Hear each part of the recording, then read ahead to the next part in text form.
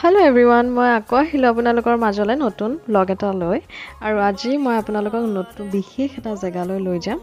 আৰু যেহেতু বহাগ মাহ চলি আছে বহাগ মাহত হেনো মন্দিৰ দৰ্শন কৰাটো খুব বেছি ভাল সেইকাৰণে মই আজি আপোনালোকক লৈ যাম লংকেশ্বৰ ধামলৈ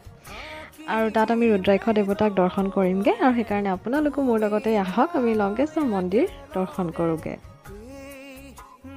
এতিয়া মই আহি পালোহি মন্দিৰৰ এখন প্ৰথম দুৱাৰ এইখিনি ঠাই বহুত বেছি ধুনীয়া আৰু ৱেডাৰটো আজি বহুত ভাল কিনকিনকৈ বৰষুণ দি আছে আৰু আপোনালোকে যদি আহিব বিচাৰে গুৱাহাটীৰ পশ্চিম দিশত অৱস্থিত গুৱাহাটী বিশ্ববিদ্যালয়ৰ নিচেই কাষতে হয় তেনেহলে আহক আমি ভিতৰলৈ সোমাই যাওঁ ইয়াত প্ৰথমতে সোমাই আহি একেবাৰে তলতে আপোনালোকে প্ৰথমে গণেশ মন্দিৰে আপোনালোকে পাব আৰু এতিয়া আমি প্ৰথম দৰ্শন কৰিম গণেশ মন্দিৰত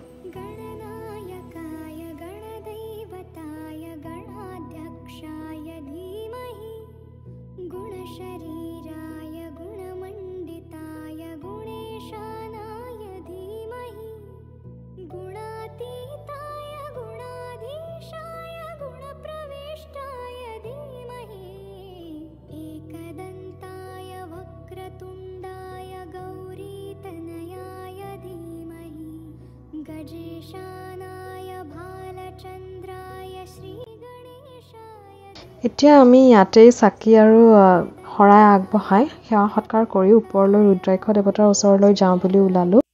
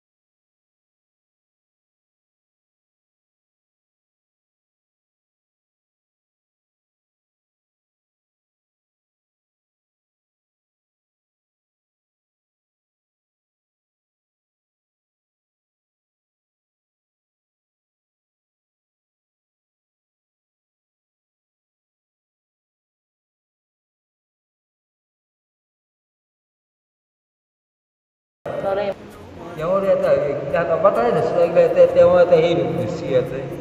সেইমতেই বান্ধি থাকি কৰিছে তাৰে পিছত মন্দিৰটো চাৰিওপাশে ঘূৰি থাকোঁতে ডাঙৰ বটগছ এজোপা দেখিলোঁ আৰু বটগছ আহঁত গছবোৰত হেনো দেৱতাও থাকে বুলি মই শুনিছোঁ আপোনালোকে বাৰু বিশ্বাস কৰেনে